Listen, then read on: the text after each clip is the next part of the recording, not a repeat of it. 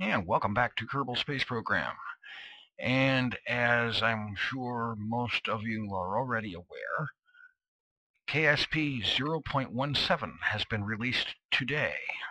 I spent most of the afternoon trying to download it, and it took quite a while. And as a matter of fact, I had to restart the download no less than 15 times because the website was getting hammered so badly by people trying to download it. I can't blame them. I was right in there with them.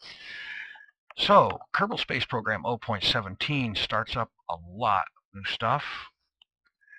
Like, for example, there are built-in scenarios, a few. There is training scenarios that show you how to do things. There are multiple saved games available now.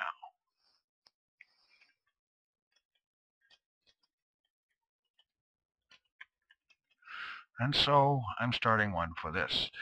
The sandbox and career options currently cannot be switched, but career is something that is going to come probably in 18 or 19 or something, but eventually it will be an option.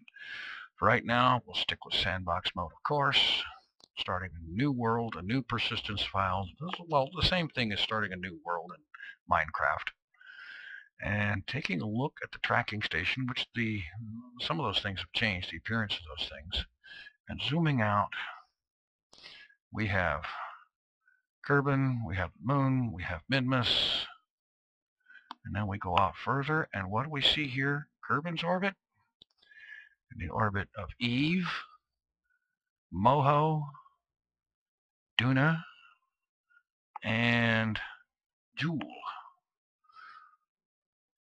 That's 3 new planets with several moons included as well. The sun looks a little different there in the center. We'll see perhaps someday if we can get to it and see if it's different up close. All right, we have no flights in progress. We can actually terminate a flight from this screen without having to actually switch to it. That's good. And let's stop over to the VAB. We have our same default cockpits. There are also some stock spacecraft that come with the game that I suppose give you a starting point, a place to start from, but I don't want to use those. I think what I want to do is to start off right off the get-go here and get a ship to... Hello? Oh, that back button didn't used to be there. It used to be when you got to the screen, once you hit this new thing, you either loaded a spacecraft or picked a capsule. I'm glad they put that on there, but accept. Okay. Go ahead and give them a parachute. Unlike something that happened in a recent scenario I ran that turned out to be very unfortunate for the pilots. They didn't have a parachute. Okay, get our decoupler on here, and let's just... oh, I noticed they have a large ASAS module now for the larger diameter stuff. So that's good. I'm going to throw that on there just for the sake of having better control. And let's see, I've noticed they've changed the stats on some of these engines. This one has got a max thrust of 50, and its specific impulse and atmosphere is a little lower, I think. Still 390 in vacuum though, so that's good. And then there's this one, an atomic rocket motor. Specific impulse of 220 in atmosphere isn't very good, but it has a specific impulse of 800 in vacuum. So let's just get that sucker out. And let's throw a couple of tanks of fuel and that engine in there. And there is our upper stage. All right, grab a decoupler. And I think a standard type design for a booster stage 4 fuel tanks. Well, yeah, 4.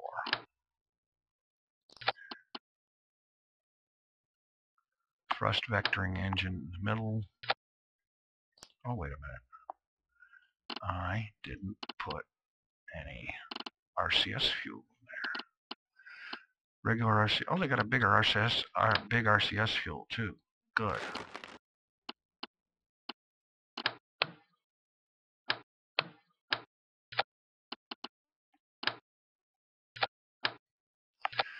And while I'm at it,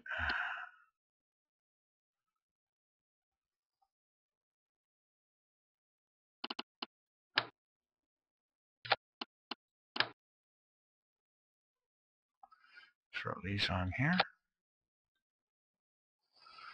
And now radial decoupler. 4 is good.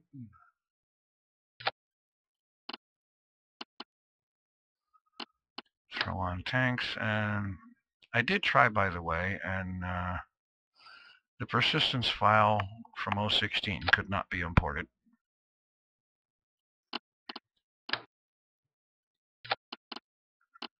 So everything that's gone before is definitely gone. Like I said, it's very much like starting a new world in Minecraft. Everything is fresh and new.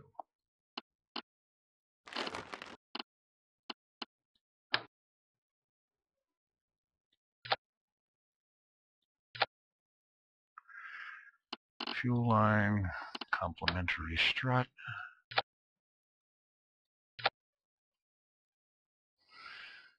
Okay.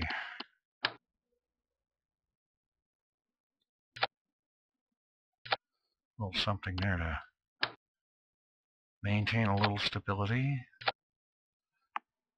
And I don't know if this will reach, but I'm going to try it anyway.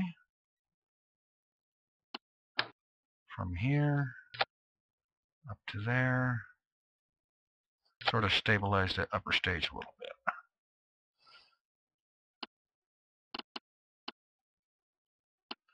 Higher thrust engine on the outside.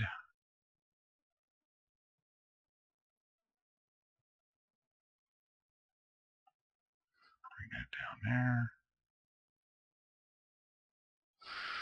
What do you think? Think this sucker will take off? Make orbit? Well, there's only one way to find out.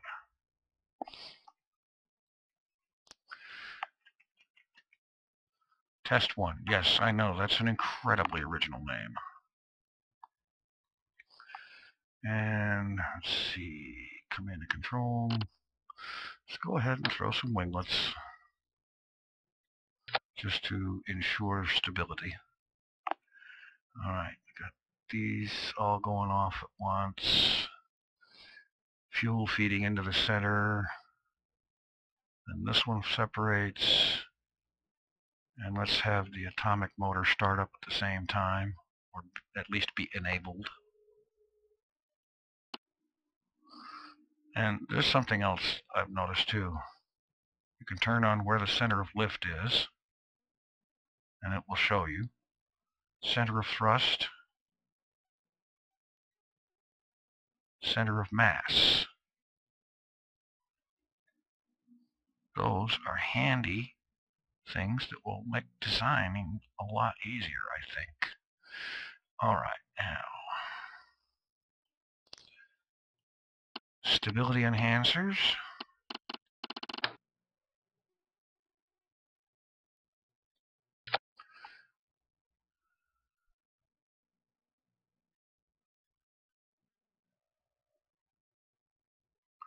Okay. Save it, head for the launch pad, and see who we have for test pilots.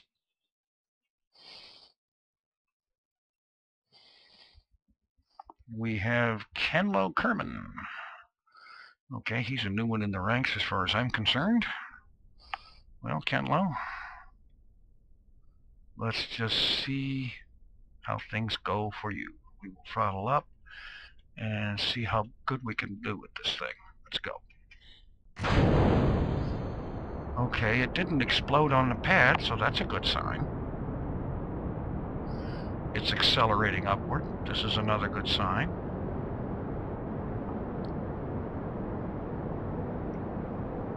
Kenlo is crapping his pants.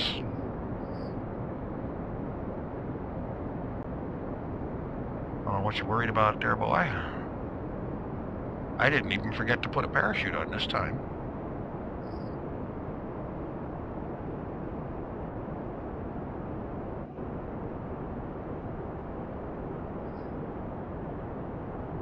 Okay, needless to say, I think it should be obvious anyway that the series or season or whatever that I was doing with 0.16, I think we can all agree that that's over with. We're moving on to 0.17. This will be the beginning of a new playlist, a new adventure, as it were. Let's start pitching over. Seems to handle fairly fluidly.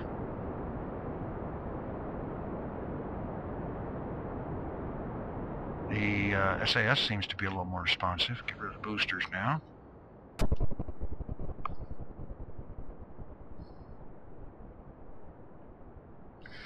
Okay. Pitch over some more.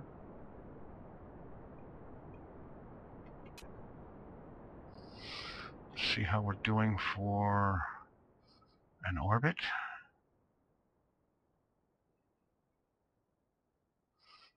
I will be glad when things like Flight Engineer are updated for 0.17, but I can understand where it will take a while. In the meantime, we just do what we have to do. Apoapsis is 46,000. Let's see. Yeah, we need to pitch over some more.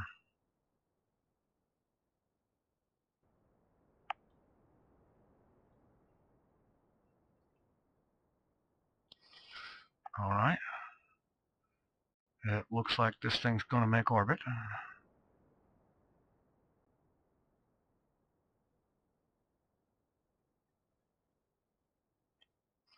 How are we doing there on fuel?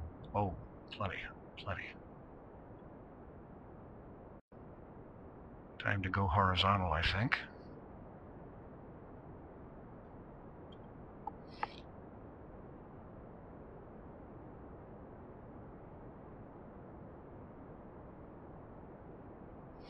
Start stretching this orbit out and push the apoapsis ahead of us, actually.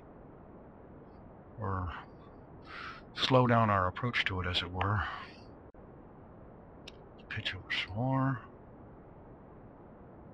That's good. How are we doing here? All right. Looks like our first try here is doing pretty good. We don't exactly have zero inclination, I can tell by looking, but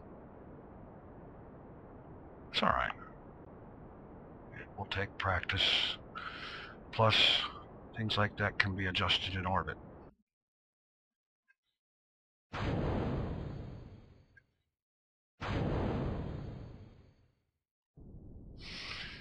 Okay. Now we're on the nuclear engine.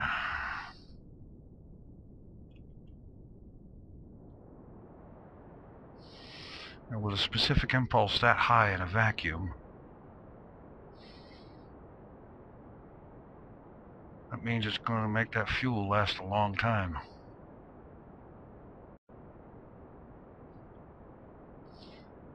Okay. How are we going towards an orbit here?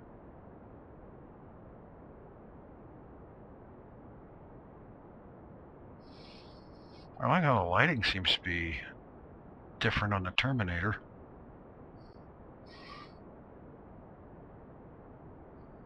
And yes, that nuke is going to give us an orbit.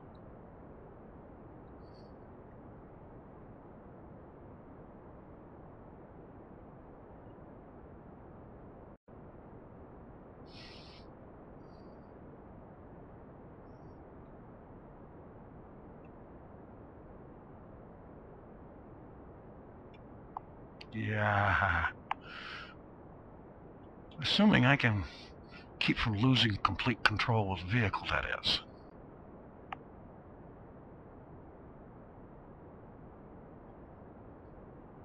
Yeah, we're wavering all over the place.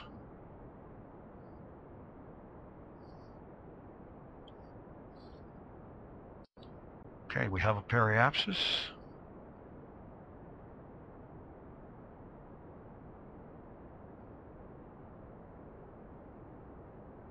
It's coming up.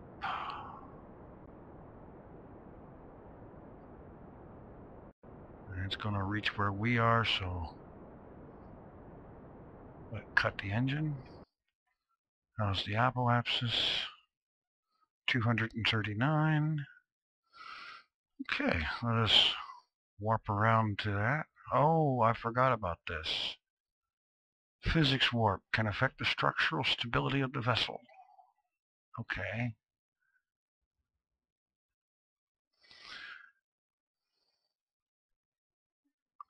That's right.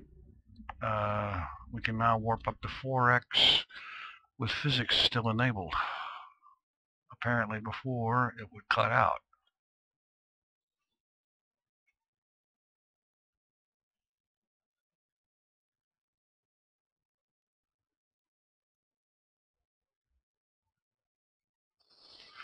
Okay.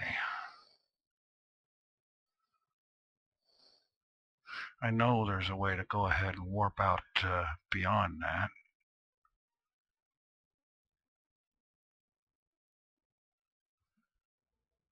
But we'll see.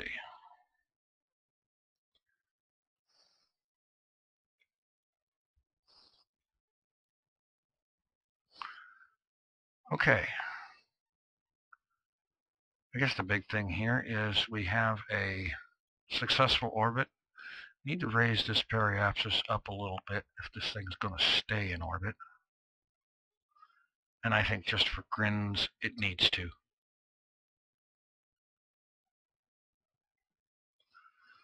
Because Kerbal is still crapping his pants and fouling the entire... What the heck is that line? I do believe that's the moon's orbit line. Map glitch? Kind of get the idea we're not supposed to see that in the regular camera view like this. That's all right. These nebula and whatnot in the distance look far better. The sky looks incredibly a lot better. All right, where are we at here?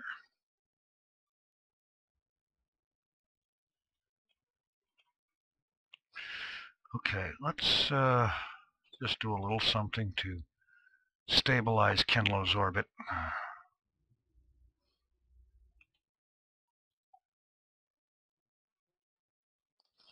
Bring his periapsis up a little bit.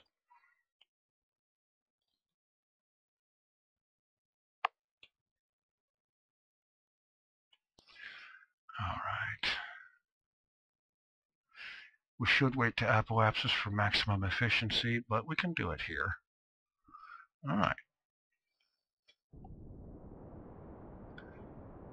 And honestly, all we need is for it to be up here above 70.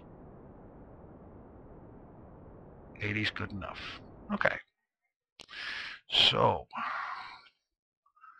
Kerbal has a nice stable orbit, lots of fuel, and a very powerful rocket engine.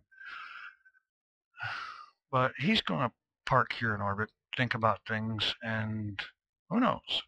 He may be him and his ship may even serve as a mission clock for this entire adventure. The first ship launched, the mission elapsed time will serve for a sort of a clock to indicate how long we've been on this little adventure. So let's head back down into the Space Center and, well, let's see.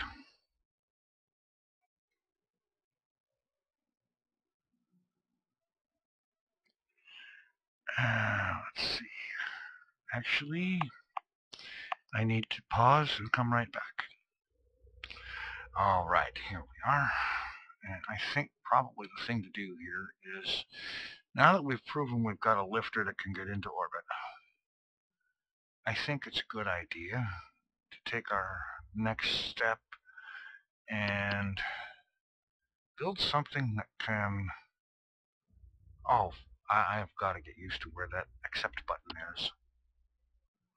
All right.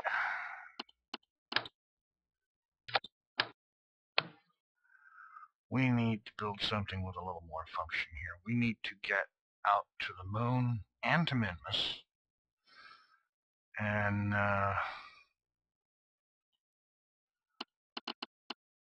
be prepared to get set up for going out to other planets. Because frankly, I'm not going to be satisfied until I land on every planet and every moon in the system. I can well imagine that's going to take a while, especially if I do it with all vanilla stock parts. We'll see about that. Actually, I can already tell you there's probably going to be some parts included that are not stock, but we'll see. I'm going to try to keep that down to a minimum, but there are some things that I want very much to use, like the new docking mods. Okay. Let's...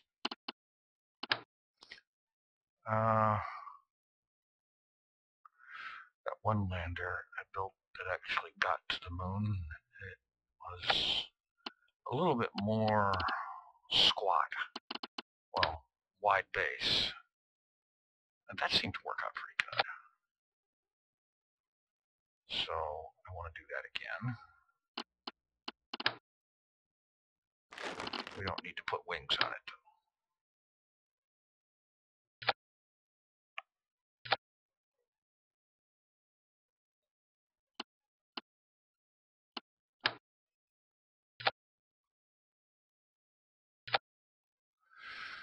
Okay.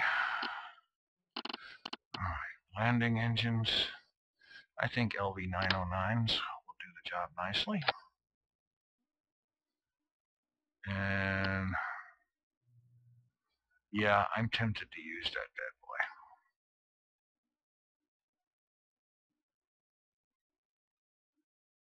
boy. It does present a problem in terms of getting a lander. Well, wait a minute. What if, like that, and then, yeah, lander legs on here.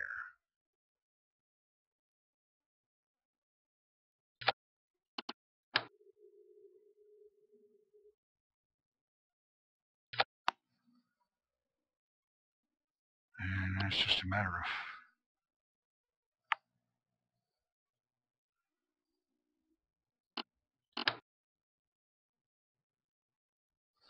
arranging so that our erstwhile pilot can get down here a little bit. See if I can remember how to do this. Not that way.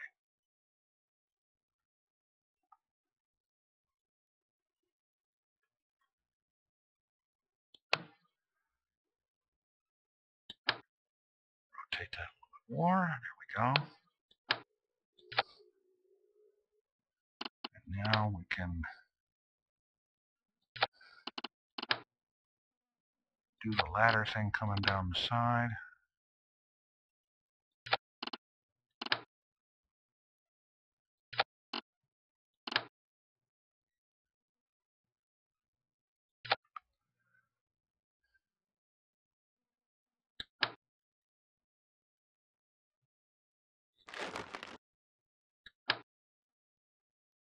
There we go.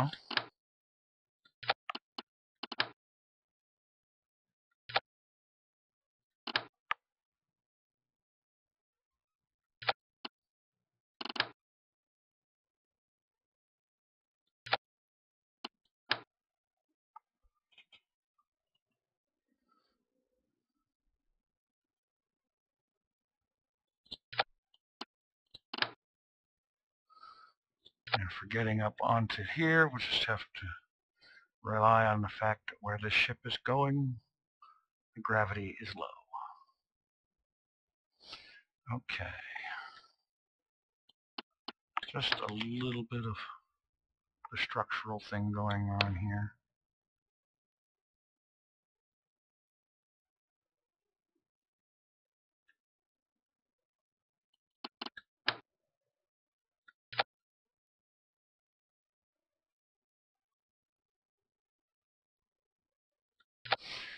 There we go. Okay.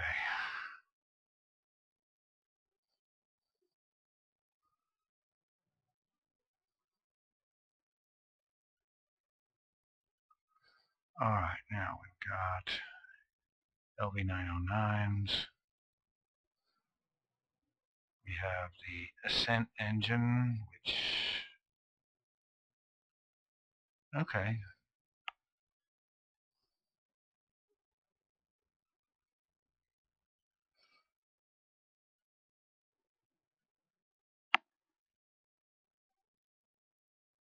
Okay, the couplers there, okay. Okay.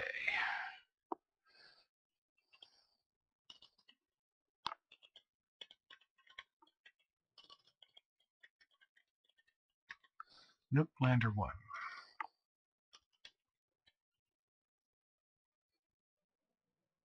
Because of its atomic powered engine.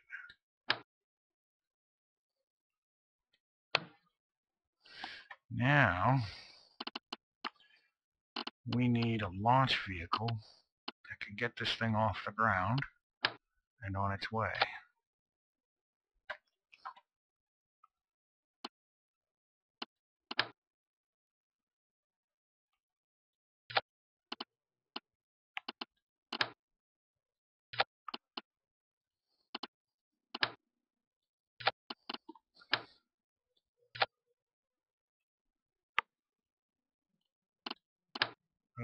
No.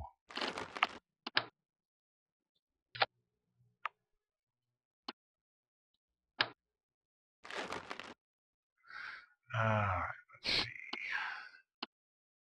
Thrust vectoring in the center.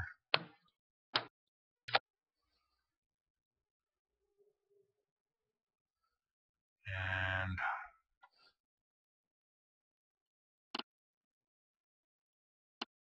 I'm still going to go with the structural pylons.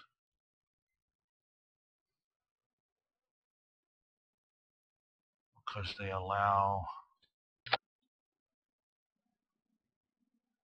this kind of design with 8-way symmetry.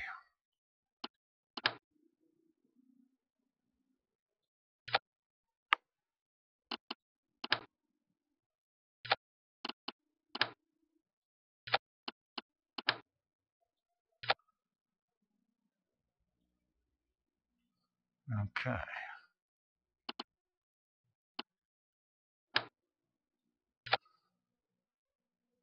Now there will be 8 rocket engines firing at the same time. Let's get some fuel line things going on here.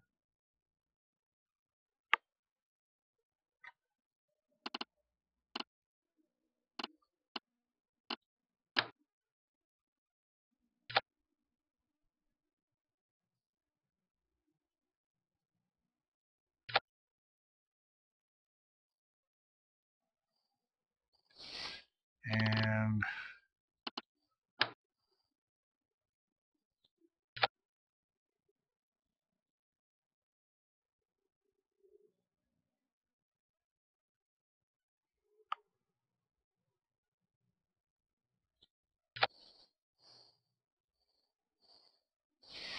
okay.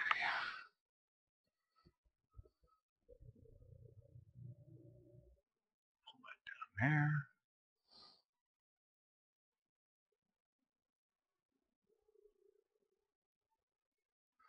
Okay, that shows up looking vertical, but it's actually oriented correctly.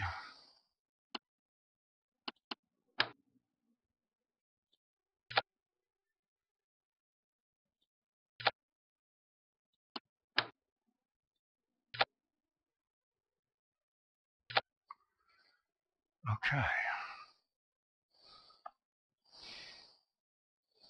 I think I'm ready to throw a stability enhancers on this.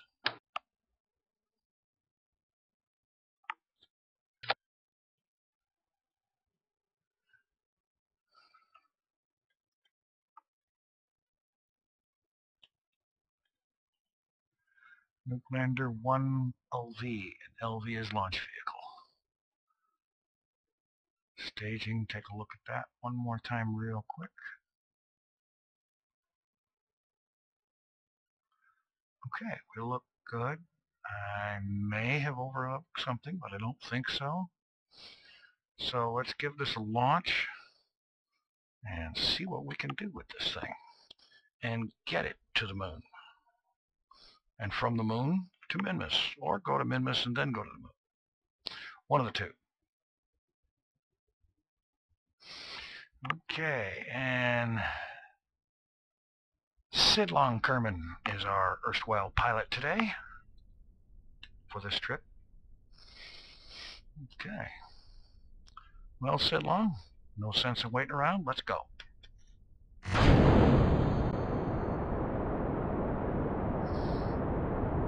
don't know what's going on with that graphical glitching over there. If you didn't see it, that's good, but I saw a lot of flashing graphical glitching over here before launch.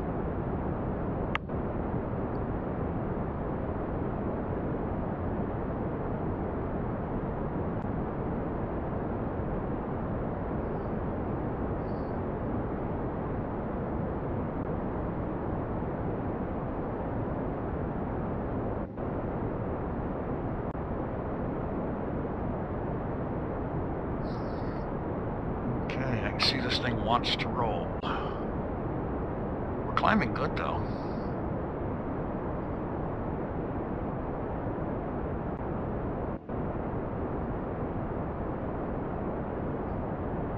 Accelerating decently.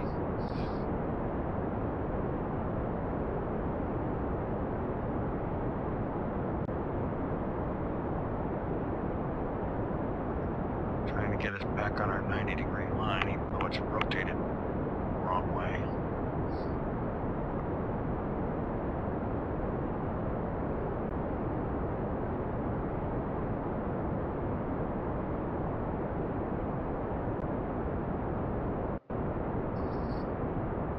Okay. Looking good. SAS seems to be more responsive these days in terms of canceling roll. I appreciate that. 39,000, okay. Switch back. Get pitched over. Stage.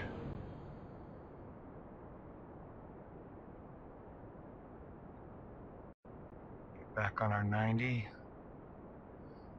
Very good. Alright, looks like we're doing good here. Not bad for a first try, coming up with a launch vehicle that can achieve orbit so easily and still have so much fuel left. Alright, let's see where we're at here. Apoapsis 68,000 and climbing. Okay, time to start pitching horizontal.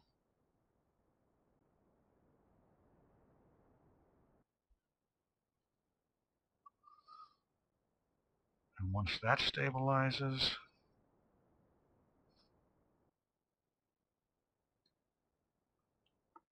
correct our heading.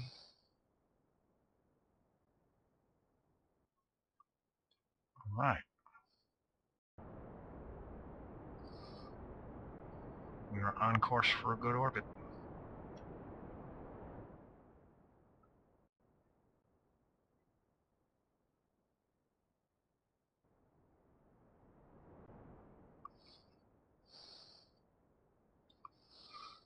Okay. 74. Pitch down some more. We should be just about horizontal right now.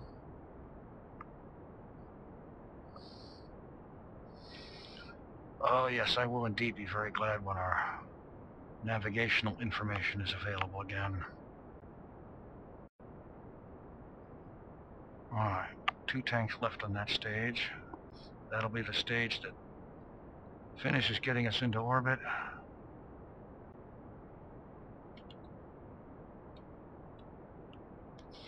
And sends us onto a injection burn.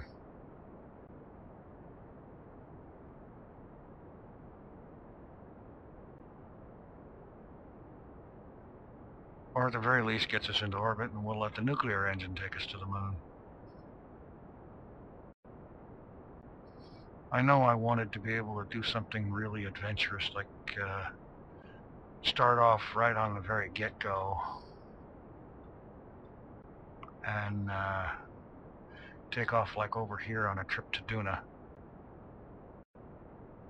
It's actually in a halfway sort of reasonable position for a minimum energy orbit, but it'll be in a better position later as the Kerbal year passes and we get a little closer, because we will orbit the sun faster. Uh-oh. Why did that stage not separate?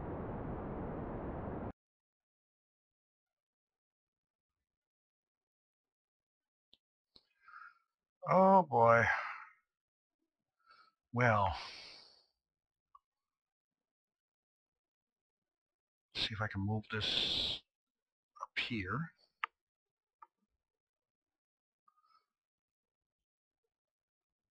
Because that needs to fire, but the rest of those don't.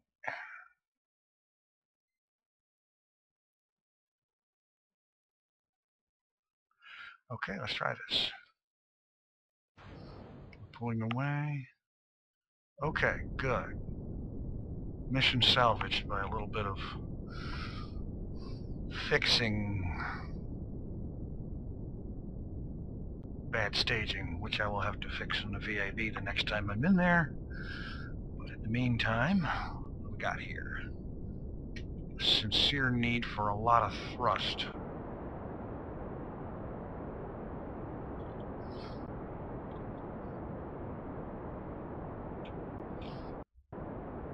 We got 3 LV-909s in this nuke, and right now its specific impulse is very high because it's in a vacuum. The question is, can these engines all running at once turn this botched orbit into an orbit? Yeah, it's not looking good.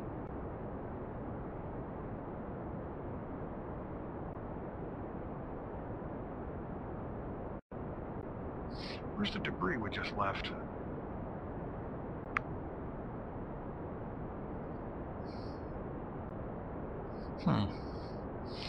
Did it depopulate because we weren't close? Oh heck, we're coming back in. Okay, alright.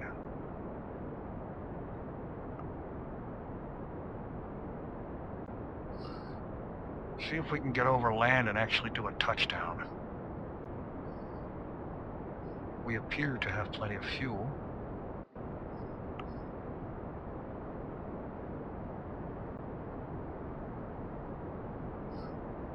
Specific impulse on the nuke is... I don't think the nuke is running. Well, heck.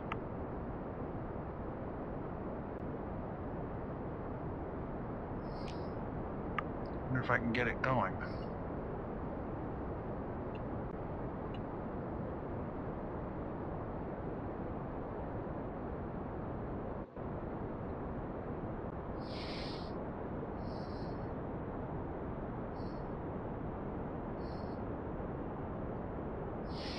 Right now, work on concentrating on killing vertical velocity. Okay.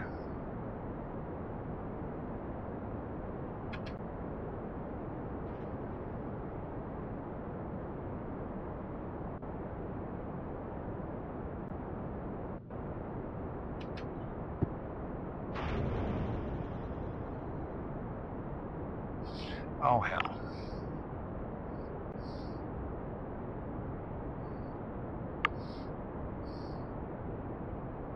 Wouldn't it be funny if that managed to soft land on the ocean?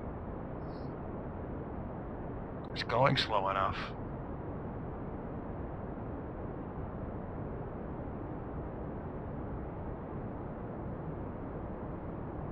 And that's just with 3 LV909s because the nuclear engine never started.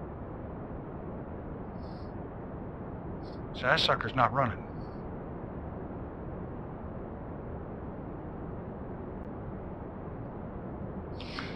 And since I've managed to stage away from it, there is no more controlling it either.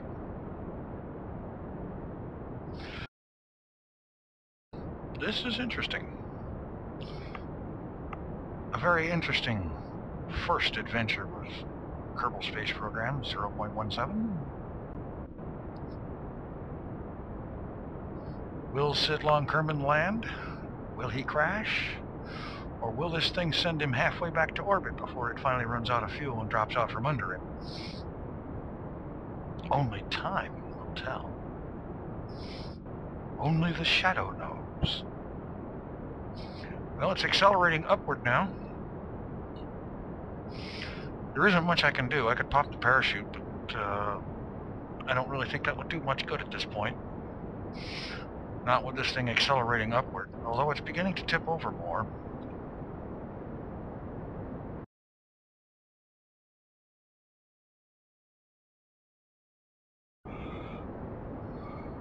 Never fear, Sid Long. I have a hair trigger on the parachute button.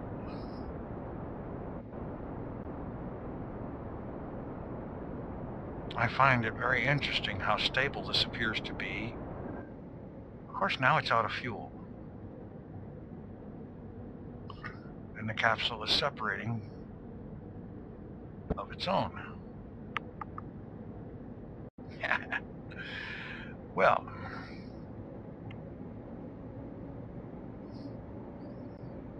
I guess we should give Sid Long a break and hit the chute. And I will in another 1,000 feet or two. Or 1,000 meters, excuse me.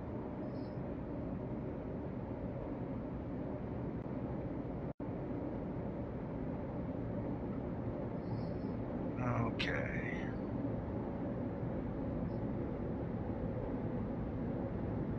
And let's do it.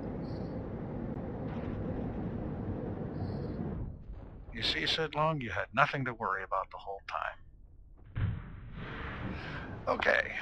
Well, we have an interesting start here. We have a Kerbal in orbit serving as our adventure elapsed time clock. That's what I'm going to think of it as. His mission elapsed time is our adventure elapsed time clock. So that's how that's going to go, because his mission elapsed time started when we ignited his vehicle. And that's going to be pretty much the start of this adventure, this 017 adventure. And before it's over with, I want very much to visit every single body in this system that can be visited and land on everything that can be landed on. That's a tall order, I know, and it's going to include a lot of development, a lot of learning how to do things in order to get there. There's some pretty long trajectories. And unlike Orbiter 2010, this KSP does not have Transx MFD, which is a shame. It would be really nice. Okay. Sid Long is our first landing in this adventure, so we'll go ahead and end his flight. And that vehicle needs to be redesigned. It just plain does.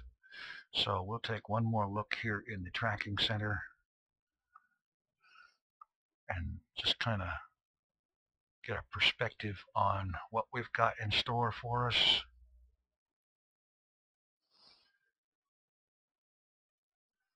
We have 1, 2, 3, 4 more planets and something like between all of them a dozen moons or more. I noticed that the planets are all at different inclinations, so that is going to be a navigational challenge. First, to figure out what those inclinations are and then how to match them. I really don't like doing that by eye, so there will be some tools involved in this, make no mistake. However, we'll see what happens.